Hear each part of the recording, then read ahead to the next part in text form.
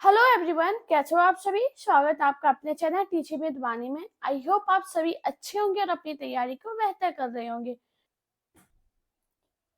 आज का हमारा पहला क्वेश्चन है, काव्य दोषों की सर्वप्रथम वैज्ञानिक व्याख्या प्रस्तुत करने वाला ग्रंथ है नाट्यशास्त्र, साहित्य सर्वस्व, काव्य अलंकार सूत्र। बताइए इसका राइट आंसर क्या होगा। हाँ जी, काव्य दोषों की सर्वप्रथम वैज्ञानिक व्याख्या प्रस्तुत करने वाला ग्रंथ कौन सा है, तो आपको याद रखना काव्य अलंकार। इसका राइट आंसर क्या होगा। Option C. मैंने आपको क्या बताया, काव्य दोषों की सर्वप्रथम वैज्ञानिक व्याख्या प्रस्तुत करने वाला ग्रंथ काव्य अलंकार है। बात करें काव्य अलंकार के रचयिता कौन है, तो आपको याद रखना भाम्य। कौन थे, तो आपको याद रखना भाम्य। नेक्स्ट क्वेश्चन है, अधोलिखित आचार्यों का उनके कालानुक्रम का आरोही क्रम है दंडी, वामन, मम्मट, विश्वनाथ, जगन्नाथ। दंडी, मम्मट, वामन, जगन्नाथ, विश्वनाथ। वामन, दंडी, मम्मट, विश्वनाथ, जगन्नाथ। दंडी, मम्मट, वामन, विश्वनाथ या जगन्नाथ। बताओ इसका कालानुक्रम की दृष्टि से आरोही क्रम कौन सा होगा। तो सबसे पहले बताइए इसका कालक्रम क्या है दंडी का, तो आपको याद रखना 7वीं सदी। मम्मट का कितना है, तो आपको याद रखना 11वीं। बामन का कितना है, तो आपको याद रखना 8वीं से 9वीं। विश्वनाथ का कितना है, 14वीं सदी। और जगन्नाथ इनका है 7वीं। अब बताओ इसका सही क्रम क्या होगा। सबसे पहले क्या आएगा, तो आपको याद रखना सबसे पहले आएगा दंडी, उसके बाद आएगा बामन, मम्मट, विश्वनाथ, जगन्नाथ। किस ऑप्शन में, ऑप्शन ए में इसका राइट आंसर है ऑप्शन ए। इंपॉर्टेंट क्वेश्चन है, आप स्क्रीनशॉट जरूर ले लेना। नेक्स्ट क्वेश्चन है, 10 रूपक किस प्रकार का ग्रंथ है। भाषा विज्ञान संबंधी, नाट्य संबंधी, इतिहास संबंधी, काव्य संबंधी। हाँ जी, 10 रूपक किस प्रकार का ग्रंथ है, तो आपको याद रखना है जो 10 रूपक है ये नाट्य संबंधी ग्रंथ है। इसका राइट आंसर क्या होगा, ऑप्शन बी। मैंने आपको क्या बताया, 10 रूपक नाट्य संबंधी ग्रंथ है। अब बात करें जो 10 रूपक ग्रंथ है इसकी रचना किसने की थी, तो आपको याद रखना धनंजय ने। किसने की थी, धनंजय ने। आपको याद रखना जो धनंजय है ये ध्वनि विरोधी आचार्य थे तथा 10 रूपक नामक ग्रंथ की रचना की थी। क्वेश्चन क्या था, 10 रूपक किस प्रकार का ग्रंथ है, तो आपको याद रखना नाट्य संबंधी। नेक्स्ट क्वेश्चन है, काव्य दोष कौन सा नहीं है। श्रुति कुटुंब, क्लिष्ट, च्युत संस्कृति, घनत्व। हाँ जी, काव्य दोष कौन सा नहीं है, तो आपको याद रखना जो घनत्व है ये काव्य दोष नहीं है। इसका राइट आंसर क्या होगा, ऑप्शन डी। नेक्स्ट क्वेश्चन है, कालक्रम की दृष्टि से निम्नलिखित आचार्यों का सही अनुक्रम है वामन, कुंतक, मम्मट, विश्वनाथ। विश्वनाथ, कुंतक, मम्मट, वामन। कुंतक, विश्वनाथ, वामन, मम्मट। मम्मट, वामन, कुंतक, विश्वनाथ। हाँ जी, बताइए इसका राइट आंसर क्या होगा। दोस्तों अब क्वेश्चन ऐसे बहुत बनने लगे हैं तो आपको सभी के कालक्रम सन याद रखने ही पड़ेंगे। अब बताओ मम्मट का कालक्रम कितना है, तो आपको याद रखना 11वीं सदी। वामन का कितना है, तो आपको याद रखना 8वीं। और कुंतक का इनका कितना है 10वीं। और विश्वनाथ का कितना है 14वीं। तो अब बताओ इसका राइट आंसर क्या होगा। सबसे पहले क्या आएगा, वामन, कुंतक, मम्मट और विश्वनाथ। इसका किसमें है, ऑप्शन ए में। राइट आंसर क्या होगा, ऑप्शन ए। नेक्स्ट क्वेश्चन है, काव्य हेतु कितने प्रकार के हैं। 5, 8, 3, 2। हाँ जी, काव्य हेतु कितने प्रकार के हैं, तो आपको याद रखना जो काव्य हेतु है ये 3 प्रकार के होती हैं। इसका राइट आंसर क्या होगा, ऑप्शन सी। बात करें वो 3 प्रकार कौन कौन से हैं, तो आपको याद रखना प्रतिभा, और कौन सा होता है जल्दी से बताओ, प्रतिभा। और कौन सा होता है, व्युत्पत्ति, व्युत्पत्ति। और तीसरा कौन सा है होता है, तो आपको याद रखना अभ्यास। ये आपको याद रखनी इंपॉर्टेंट है, तो ये अपनी कॉपी में जरूर लिख लेना। मैंने आपको क्या बताया, काव्य हेतु कितने प्रकार के हैं, तो आपको याद रखना काव्य हेतु 3 प्रकार के होते हैं। कौन कौन से, प्रतिभा, व्युत्पत्ति, अभ्यास। नेक्स्ट क्वेश्चन है, उत्पत्तिवाद किस आचार्य का सिद्धांत है। भट्टनायक, भट्टलोलट, अभिनव गुप्त, संकुक। हाँ जी, उत्पत्तिवाद किस आचार्य का सिद्धांत है? तो आपको याद रखना भट्ट लोलट का। इसका राइट आंसर क्या होगा? Option B. मैंने आपको क्या बताया? उत्पत्तिवाद भट्ट लोलट का सिद्धांत है। नेक्स्ट क्वेश्चन है, आचार्य आनंदवर्धन किस संप्रदाय के आचार्य माने जाते हैं? अलंकार, ध्वनि, वक्रोक्ति और चित्त। हाँ जी, आचार्य आनंदवर्धन किस संप्रदाय के आचार्य माने जाते हैं? तो आपको याद रखना जो आचार्य आनंदवर्धन है ये ध्वनि संप्रदाय के आचार्य माने जाते हैं। इसका राइट आंसर क्या होगा? Option B. मैंने आपको क्या बताया? आचार्य आनंदवर्धन ध्वनि संप्रदाय के आचार्य माने जाते हैं। नेक्स्ट क्वेश्चन है, काव्य दर्श का रचनाकार कौन है? आचार्य विश्वेश्वर, दंडी, बामन, भरत। हाँ जी, काव्य दर्श के रचनाकार कौन है? तो आपको याद रखना जो काव्य दर्श है इसके रचनाकार दंडी है। इसका राइट आंसर क्या होगा? Option B. मैंने आपको क्या बताया? काव्य दर्श के रचनाकार दंडी है। यह आचार्य दंडी का काव्य शास्त्रीय ग्रंथ है। नेक्स्ट क्वेश्चन है, सरस्वती कंठावरण किस रचनाकार का ग्रंथ है? भोज, बामन, भाम्य, पतंजलि। हाँ जी, सरस्वती कंठाभरण किस रचनाकार का ग्रंथ है? तो आपको याद रखना ये भोज का ग्रंथ है। इसका राइट आंसर क्या होगा? Option A. नेक्स्ट क्वेश्चन है, गा कोकिल वर्षा पावक कड़ पंक्ति किस रचनाकार की है? सुमित्रा नंदन पंत, दुष्यंत कुमार, श्याम नारायण पांडे, नागार्जुन। हाँ जी, गा कोकिल वर्षा पावक कड़ पंक्ति किस रचनाकार की है? तो आपको याद रखना ये जो पंक्ति है सुमित्रा नंदन पंत की है। इसका राइट आंसर क्या होगा? Option A. बात करें ये जो पंक्ति है कौन सी कविता से ली गई है? तो आपको याद रखना सुमित्रा नंद पंत की कविता है युगांत। कौन सी है? तो आपको याद रखना सुमित्रा नंदन पंत की कविता युगांत से ये पंक्ति ली गई है। नेक्स्ट क्वेश्चन है, निम्न में से सुमेलित नहीं है? अनामिका, महादेवी वर्मा, वीणा, पंत, झरना, जयशंकर प्रसाद, सांद काकली, निराला। बताओ कौन सा सुमेलित नहीं है? तो दोस्तों आप सभी को पता है सांद काकली किसकी है? निराला की। ये सही है। झरना जयशंकर प्रसाद की और वीणा पंत की है। जबकि बात करें अनामिका, ये महादेवी वर्मा की नहीं है। तो इसका राइट आंसर क्या होगा? Option A. अब अनामिका महादेवी वर्मा की नहीं है तो किसकी है? आपको याद रखना सूर्यकांत त्रिपाठी निराला की। किसकी है? निराला जी की अनामिका रचना है। नेक्स्ट क्वेश्चन है, छायावाद को राष्ट्रीय जागरण की काव्य अभिव्यक्ति किसने कहा? नामवर सिंह ने, डॉक्टर नगेंद्र नंद दुलारे वाजपेयी, रामस्वरूप चतुर्वेदी। जल्दी से बताइए छायावाद को राष्ट्रीय जागरण की काव्य अभिव्यक्ति किसने कहा है? तो आपको याद रखना किसने कहा है?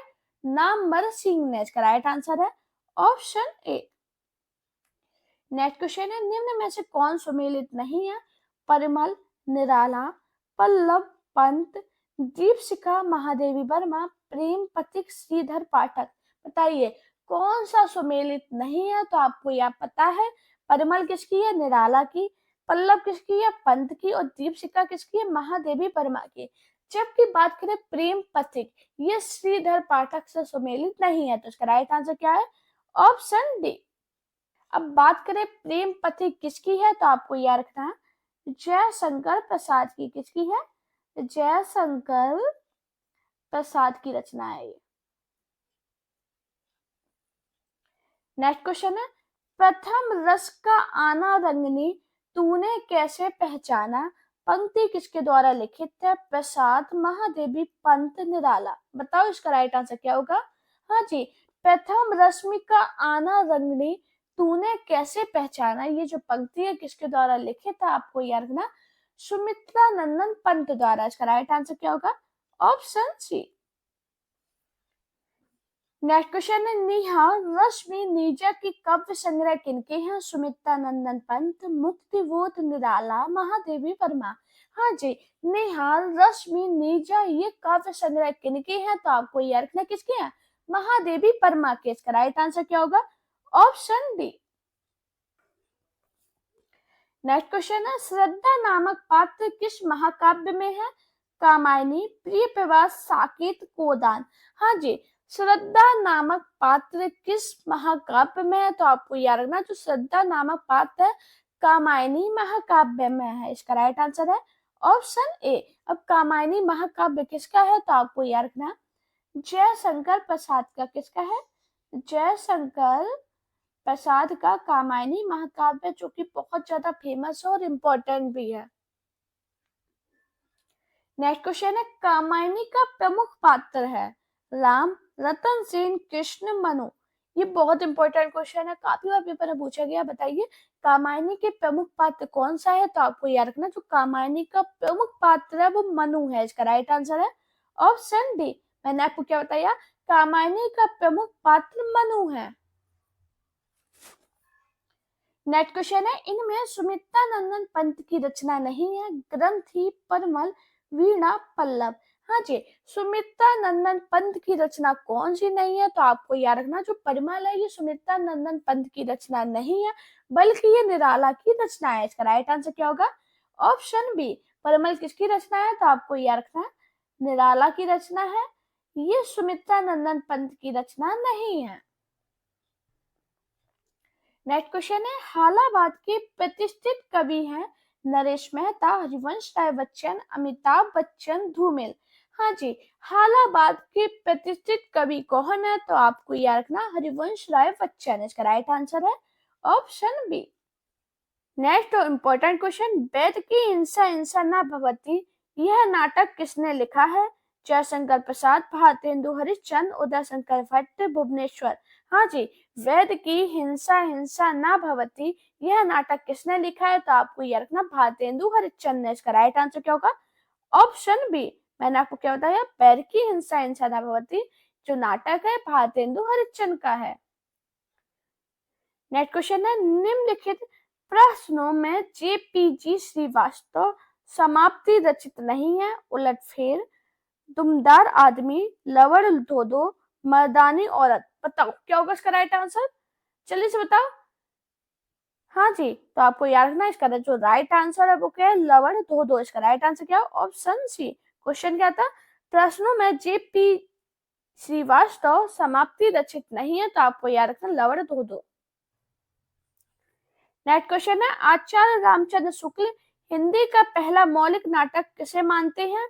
कलिराज की सभा, रेल का विकट खेल, वैद की हिंसा हिंसा न भवती, अद्भुत अपूर्व स्वप्न। हाँ जी, आचार्य रामचंद्र शुक्ल हिंदी का पहला मौलिक नाटक किसे मानते हैं तो आपको यह रखना वैद की हिंसा हिंसा न भवती। इसका राइट आंसर क्या होगा?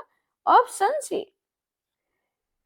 नेक्स्ट क्वेश्चन है लाल चंद्रिका के रचनाकार है लल्लू लाल जी, गंगा प्रसाद शुक्ल, सदल मिश्र, राजा शिव प्रसाद। हाँ जी, लाल चंद्रिका के रचनाकार कौन है तो आपको याद रखना लल्लू लाल जी। इसका राइट आंसर क्या होगा? Option A. मैंने आपको क्या बताया? लाल चंद्रिका के रचनाकार लल्लू लाल जी हैं। नेक्स्ट क्वेश्चन है प्रेम सागर के लेखक है ईसा अल्लाह खान, लल्लू लाल जी, सदल मिश्र, बालकृष्ण भट्ट। हाँ जी, प्रेम सागर के लेखक कौन है तो दोस्तों आपको याद रखना जो प्रेम सागर है इसके लेखक लल्लू लाल जी हैं। इसका राइट आंसर क्या होगा? Option B. बात करें जो प्रेम सागर है इसकी सन कितनी है तो आपको याद रखना 1810। क्वेश्चन क्या था? प्रेम सागर के लेखक लल्लू लाल जी हैं। हाँ जी, आधुनिक काल में पद के साथ किसका विकास हुआ है? गद्य, समीक्षा, तकनीकी, संचार। बताओ जल्दी से। आधुनिक काल में पद के साथ किसका विकास हुआ है तो आपको याद रखना गद्य का। इसका राइट आंसर क्या होगा? Option A. हमारा नेक्स्ट मोस्ट इंपोर्टेंट क्वेश्चन नाचकेतोपाख्यान के लेखक है लल्लू लाल, ईसा अल्लाह खान, सदा सुखलाल, सदल मिश्र। बताओ नाचकेतोपाख्यान के लेखक कौन है? ये क्वेश्चन इतना इंपॉर्टेंट है, काफी बार तो मैंने ही अपनी क्लास में कराया है तो आपको याद रखना जो नाचकेतोपाख्यान है इसके लेखक सदल मिश्र है। इसका राइट आंसर क्या होगा? Option D. नेक्स्ट क्वेश्चन है मेघदूत काव्य का खड़ी बोली में अनुवाद किया है सदल मिश्र ने, लल्लू लाल ने, भारतेंदु हरिश्चंद्र ने, राजा लक्ष्मण सिंह ने। जल्दी से बताओ इसका राइट आंसर क्या होगा? हाँ जी, मेघदूत काव्य का खड़ी बोली में अनुवाद किया है किसने किया? राजा लक्ष्मण सिंह ने। इसका राइट आंसर क्या होगा? Option D. हमारा नेक्स्ट क्वेश्चन है आधुनिक हिंदी गद्य के जनक माने जाते हैं भारतेंदु हरिश्चंद्र, महावीर प्रसाद द्विवेदी, रामचंद्र शुक्ल, प्रताप नारायण मिश्र। हाँ जी, आधुनिक हिंदी गद्य के जनक कौन माने जाते हैं? तो आपको याद रखना भारतेंदु हरिश्चंद्र। इसका राइट आंसर क्या होगा? Option A. मैंने आपको क्या बताया? आधुनिक हिंदी गद्य के जनक भारतेंदु हरिश्चंद्र माने जाते हैं। नेक्स्ट क्वेश्चन है, आलसियों का कोडा किसकी रचना है? लल्लू लाल की, सदल मिश्र की, मुंशी सदा सुखलाल, सितारे हिंद। जल्दी से बताओ, आलसियों का कोडा किसकी रचना है? तो आपको याद रखना सितारे हिंद की। इसका राइट आंसर क्या होगा? Option D. मैंने आपको क्या बताया? आलसियों का कोडा सितारे हिंद की रचना है। इनका जो पूरा नाम है वो क्या है? राजा शिव प्रसाद। नेक्स्ट क्वेश्चन है, प्रयोजन मूलक हिंदी की विशेषता नहीं है? अलंकारिता, वैज्ञानिकता, भाषिक विशिष्टता, अनुप्रयुक्तता। हाँ जी, प्रयोजन मूलक हिंदी की विशेषता कौन सी नहीं है? तो आपको याद रखना अलंकारिकता। इसका राइट आंसर क्या होगा? Option A. नेक्स्ट क्वेश्चन है, संविधान के किस अनुच्छेद में वर्णित है कि संघ का एक कर्तव्य होगा कि वह हिंदी भाषा का प्रसार बढ़ाए? 343, 346, 348, 351। बताओ इसका राइट आंसर क्या होगा? तो दोस्तों आपको याद रखना संविधान के अनुच्छेद 351 में वर्णित है कि संघ का कर्तव्य होगा कि वह हिंदी भाषा का प्रसार बढ़ाए। तो इसका राइट आंसर क्या होगा? Option D. नेक्स्ट क्वेश्चन है, आधुनिक आदि भाषाओं के वर्गीकरण के अनुसार पूर्वी समुदाय की भाषा नहीं है? उड़िया, असमिया, मराठी, बांग्ला। हाँ जी, आधुनिक आदि भाषाओं के वर्गीकरण के अनुसार पूर्वी समुदाय की भाषा कौन सी नहीं है? तो आपको याद रखना, जल्दी से बताइए कौन सी नहीं है? मराठी। इसका राइट आंसर क्या होगा? Option C. आपको याद रखना जो मराठी है ये पूर्वी समुदाय की भाषा नहीं है, बल्कि मराठी दक्षिणी समुदाय की भाषा है। कौन सी? तो आपको याद रखना दक्षिणी समुदाय की भाषा है। दक्षिणी समुदाय, ये पूर्वी समुदाय की भाषा नहीं है। नेक्स्ट क्वेश्चन है, विकास की दृष्टि से प्राकृत की पूर्वकालीन अवस्था का नाम है? पाली, अपभ्रंश, डिंगल, अवहट। जल्दी से बताओ, प्राकृत की पूर्वकालीन अवस्था कौन सी है? तो आप सभी को पता है कौन सी है? पाली। इसका राइट आंसर क्या होगा? Option A. अब कैसे पता है? तो आपको याद रखना जो भाषा विकास का क्रम है उसमें क्या आता है? पहले संस्कृत, उसके बाद क्या आता है? पाली, फिर क्या आता है? प्राकृत। तो पूर्वकालीन अवस्था कौन सी हुई? तो आपको याद रखना पाली। नेक्स्ट क्वेश्चन है, जिस भाषा में अरबी, फारसी, तुर्की शब्दों का अधिक प्रयोग होता है वह कौन सी भाषा है? हिंदुस्तानी, अवधी, भोजपुरी, मैथिली। हाँ जी, जिस भाषा में अरबी, फारसी, तुर्की शब्दों का अधिक प्रयोग होता है वह कौन सी भाषा है? तो आपको याद रखना हिंदुस्तानी। इसका राइट आंसर क्या होगा? Option A. नेक्स्ट क्वेश्चन है, झांसी, जालौन, हमीरपुर में कौन सी बोली प्रचलित है? बुंदेली, ब्रजभाषा, कन्नौजी, मालवी। बताओ क्या होगा इसका राइट आंसर? सभी लोग कमेंट में ये जरूर बताना आप मेरी क्लास को कहां से देख रही हो और आपके क्षेत्र में कौन सी बोली बोली जाती है। अभी इसका आंसर बताइएगा। झांसी, जालौन, हमीरपुर में कौन सी बोली प्रचलित है? तो आपको याद रखना बुंदेली। इसका राइट आंसर क्या होगा? Option A. नेक्स्ट क्वेश्चन है, भोजपुरी बोली की उत्पत्ति हुई है अर्धमागधी अपभ्रंश से, सौर सैनी अपभ्रंश से, मागधी अपभ्रंश से, प्राचीन अपभ्रंश से। हाँ जी, भोजपुरी बोली की उत्पत्ति कहां से हुई है? तो आपको याद रखना मागधी अपभ्रंश से। इसका राइट आंसर क्या होगा? Option C. मैंने आपको क्या बताया? भोजपुरी बोली की उत्पत्ति मागधी अपभ्रंश से हुई है। नेक्स्ट क्वेश्चन है, मगही किस उपभाषा की बोली है? राजस्थानी, पश्चिमी हिंदी, बिहारी। बताओ मगही किस भाषा उपभाषा की बोली है? हाँ जी, इधर दो ऑप्शन तो पहले ही आपने कट कर दिया, 2 बार पश्चिमी बिला, ये तो हो ही नहीं सकता।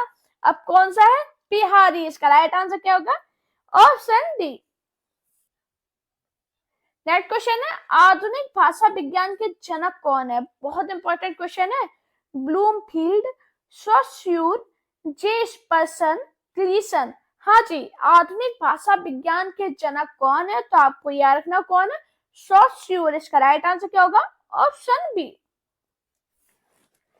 नेक्स्ट क्वेश्चन है, निम्नलिखित आधुनिक भाषाओं में से किसका संबंध अपभ्रंश की पैसाची बोली से है? राजस्थानी, पंजाबी, गुजराती, बंगाली। बताओ क्या होगा इसका राइट आंसर? हाँ जी, आधुनिक भाषाओं में से किसका संबंध अपभ्रंश की पैसाची बोली से है? तो आपको याद रखना पंजाबी। इसका राइट आंसर क्या होगा? Option B. नेक्स्ट क्वेश्चन है, निम्न में से कौन सी हिंदी की उपभाषा नहीं है? राजस्थानी हिंदी, बिहारी हिंदी, पंजाबी हिंदी, पहाड़ी हिंदी। बताओ क्या होगा इसका राइट आंसर? दोस्तों, अगर आप किसी भी एग्जाम की तैयारी कर रहे हो, अगर आप मेरी डेली क्लास देखते हो, तो मैं आपको गारंटी दे सकती हूँ आपके बहुत अच्छा स्कोर करोगे।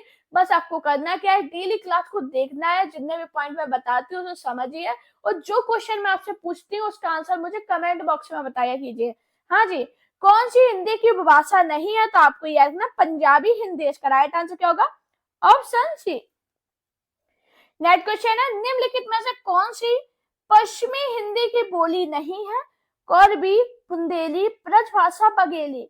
हाँ जी, बताओ पश्चिमी हिंदी की कौन सी बोली नहीं है? तो आपको याद रखना जो बघेली है ये पश्चिमी हिंदी की बोली नहीं है, बल्कि पूर्वी हिंदी की बोली है। तो इसका राइट आंसर क्या होगा? Option D. नेक्स्ट क्वेश्चन है, हिंदी भाषा लिपि में लिखी जाती है? देवनागरी, देवागरी, देवनागरी, देवगिरी। बताओ हिंदी भाषा किस लिपि में लिखी जाती है? तो आप सभी को पता है देवनागरी। इसका राइट आंसर क्या होगा? Option A. नेक्स्ट क्वेश्चन है, आधुनिक भारतीय आर्य भाषा का सर्वप्रथम वर्गीकरण किस विद्वान ने किया? Doctor Dhirendra Verma, doctor E.F.R. Hoernle, Mahavir Prasad Dwivedi, doctor George Grierson. बताओ आधुनिक भारतीय भाषाओं का सर्वप्रथम वर्गीकरण किस विद्वान ने किया? तो आपको याद रखना डॉक्टर E.F.R. हर्नेल। इसका राइट आंसर क्या होगा? Option B. नेक्स्ट क्वेश्चन है, टकसाली भाषा कहते हैं संस्कृत निष्ठ भाषा को, परिनिष्ठ भाषा को, ग्रामीण भाषा को, कृत्रिम भाषा को। हाँ जी, टकसाली भाषा किसे कहते हैं? तो आपको याद रखना संस्कृत निष्ठ भाषा को टकसाली भाषा कहते हैं। इसका राइट आंसर क्या होगा? Option A. नेक्स्ट क्वेश्चन है, देवनागरी लिपि का सर्वप्रथम प्रयोग किस राज्य में हुआ माना जाता है? महाराष्ट्र, राजस्थान, उत्तर प्रदेश, गुजरात। हाँ जी, देवनागरी लिपि का सर्वप्रथम प्रयोग किस राज्य में हुआ माना जाता है? तो आपको याद रखना गुजरात में। इसका राइट आंसर क्या होगा? Option D. नेक्स्ट क्वेश्चन है, हिंदी शब्दानुशासन ग्रंथ के रचनाकार है? हेमचंद किशोरी दास वाजपेयी, कामता प्रसाद गुरु, धीरेन्द्र वर्मा। हाँ जी, हिंदी शब्दानुशासन ग्रंथ के रचनाकार कौन है? तो आपको याद रखना किशोरी दास वाजपेयी। इसका राइट आंसर क्या होगा? Option B. बात करें हिंदी शब्दानुशासन जो ग्रंथ है इसकी सन कितनी है? तो आपको याद रखना 1957। नेक्स्ट क्वेश्चन है, ग्रीक नियम का संबंध किससे है? स्वर्णिम विज्ञान, अर्थ विज्ञान, बोली विज्ञान, कोश विज्ञान।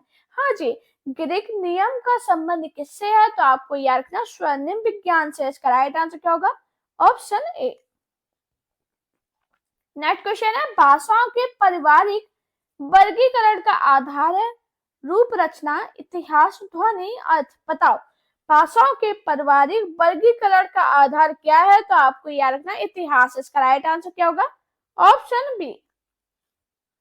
ग्वालियर की बोली है? बुंदेली, ब्रजभाषा, खड़ी बोली, कन्नौजी। इसका आंसर सभी लोग मुझे कमेंट में जरूर बताना कि ग्वालियर की बोली कौन सी है। अगर आप मेरी वीडियो पसंद आए तो वीडियो को लाइक कीजिए, चैनल को सब्सक्राइब कीजिए, अपने दोस्तों से वीडियो को शेयर करना, मेरा Telegram account, Insta account, Facebook page पे मुझे फॉलो कीजिए। अपना प्यार और सपोर्ट चैनल पे इसी प्रकार बनाए रखिए। Thank you guys for watching this video.